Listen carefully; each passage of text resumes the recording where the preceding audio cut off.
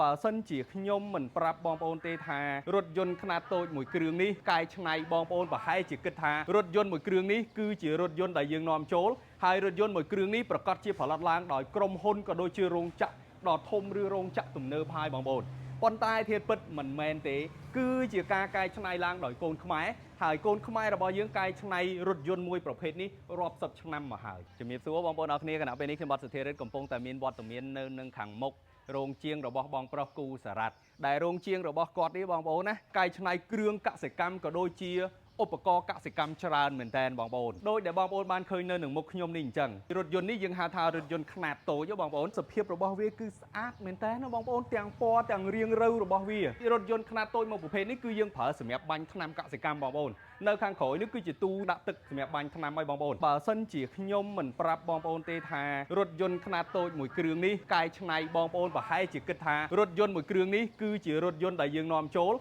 ហើយរថយន្តមួយគ្រឿងនេះប្រកាសជាផលិតឡើងដោយក្រុមហ៊ុនក៏ដូចជារោងចក្រដ៏ធំឬរោងចក្រទំនើបហើយបងប្អូនប៉ុន្តែធាតុពិតមិនមែនទេគឺជាការកែច្នៃឡើងដោយកូនខ្មែរហើយកូនខ្មែររបស់យើងកែច្នៃរថយន្តមួយប្រភេទនេះរាប់សិបឆ្នាំមកហើយបងប្អូនចង់ដឹងថាតើគាត់កែច្នៃអ្វីបានខ្លះហើយការកែច្នៃនេះមានបច្ចេកទេសបែបណាខ្លះទៅតាមដានជាមួយខ្ញុំទាំងអស់គ្នាជំរាបសួរបាទជំរាបសួរបងបាទអរគុណណាស់បងបាទបងអាចអញ្ជើញណែនាំខ្លួនជូនបងប្អូនយើងដែលកំពុងទស្សនាវីដេអូបាទជំរាបសួរពុកម៉ែបងប្អូនខ្ញុំបាទគូសារ៉ាត់បាទជាអ្នកកែច្នៃគ្រឿងកសិកម្មពុកម៉ែបងប្អូនទីតាំងកន្លែងនេះយើងហៅថាទីតាំងអីដែរបងអាចជំរាបប្រសិទ្ធឋានជូនបងប្អូនកន្លែងហ្នឹងគេហៅទួលសកែបងនៅភ្នំពេញយើងទេបាទភ្នំពេញរថយន្តមួយប្រភេទនេះបងជាអ្នកកែច្នៃខ្លួនឯងឬក៏យ៉ាងម៉េចកែច្នៃខ្លួនឯងបងកែច្នៃខ្លួនឯងកែតែម្នាក់ឯងទេមានកូនជាងពីមុនឡើយធ្លាប់ធ្វើតែឯងទេមុនដំបូងគឺយើងធ្វើតែឯងកាលហ្នឹងគឺយើងអត់ទាន់មានកូនជាងទេគឺយើងធ្វើតែឯងមុនស្រាលគឺលើកម្នាក់ឯងដើមឡើយយើងដឹងថាមានបងប្អូនយើងមួយចំនួនគាត់អាចកែច្នៃម៉ាស៊ីនកាត់ស្មៅបានឬគាត់អាចកែច្នៃម៉ាស៊ីនកសិកម្មផ្សេងៗអញ្ចឹងណាតែឥឡូវនេះកូនខ្មែរយើងមួយរូបទៀតហើយដែលបងប្រុសអ៊ូសារ៉ាត់គាត់ក៏ជាអ្នកកែច្នៃម្នាក់ដ៏ចំណានដែរបងប្អូនបងកែច្នៃតាំងឆ្នាំណាដូចជាឆ្នាំ2016ហើយកែច្នៃដំបូងនៅទីហ្នឹងផ្ទាល់ឬក៏នៅខាងកាលដំបូងនៅខាងកំពង់ធំឥឡូវនេះមកភ្នំពេញហើយភ្នំពេញបាទមកបានប្រហែលហើយបងជា4ខែហ្នឹងកន្លងមកធ្វើតែប្រភេទរថយន្តហ្នឹងឬក៏បងមានធ្វើអីទៀតនិយាយទៅពាក្យពួនជាមួយគ្រឿងកសិកម្មមកគឺធ្វើ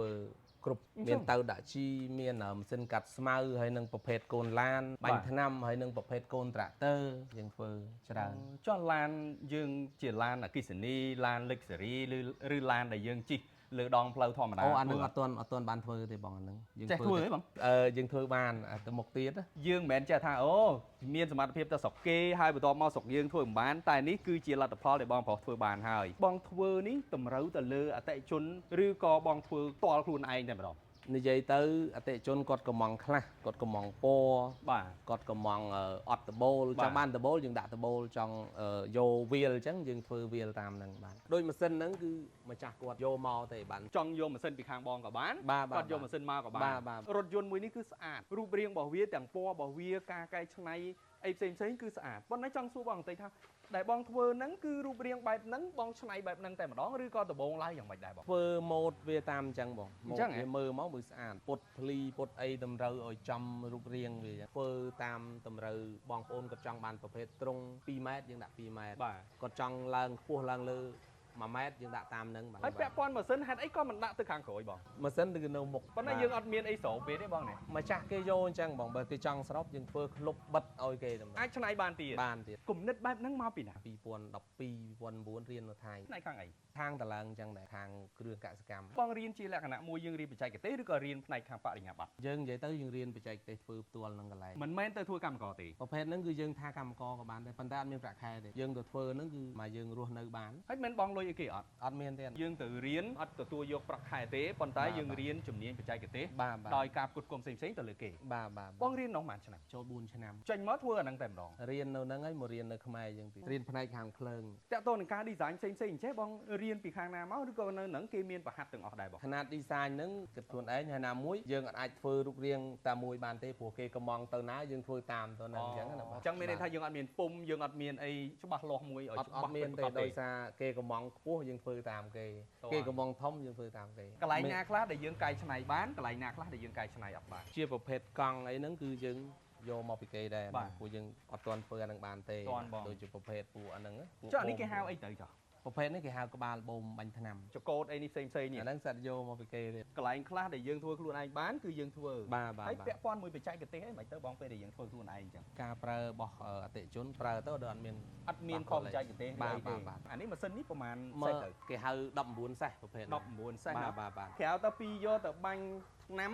វាអាចធ្វើឲ្យបានទៀត យើងដឹកក៏បានយើងដឹកបានចាប់ពី3តោនចុះក្រោម យកទៅបាញ់ថ្នាំក៏បានយើងយកទៅដឹកទំនិញក៏បានណា បាទប្រភេទហ្នឹងយើងចង់ពពាក់កាត់ស្មៅពីមុខយើងដាក់ក្បិតកាត់ស្មៅពីមុខបាន អូតាន់ វាមាន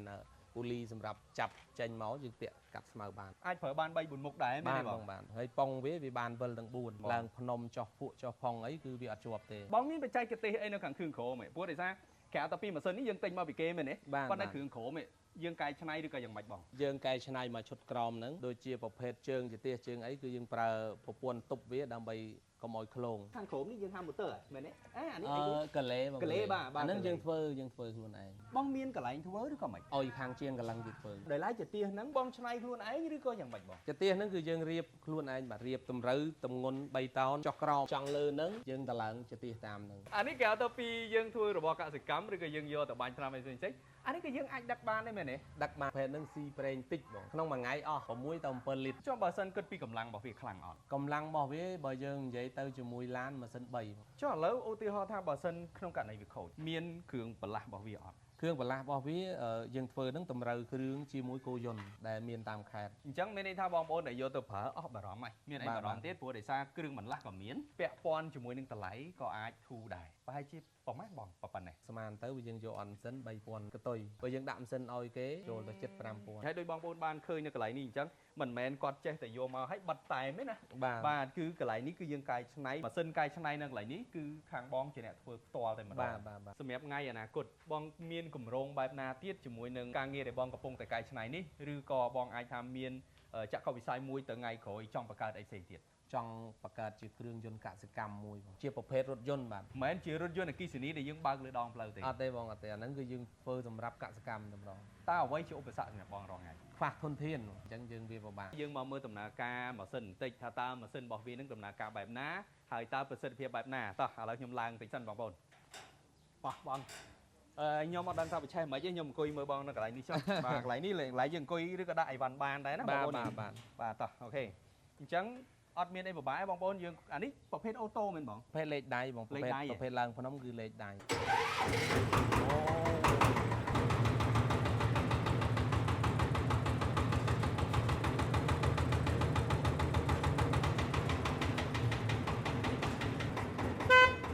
អូនេះទម្លេហ៎ បាទ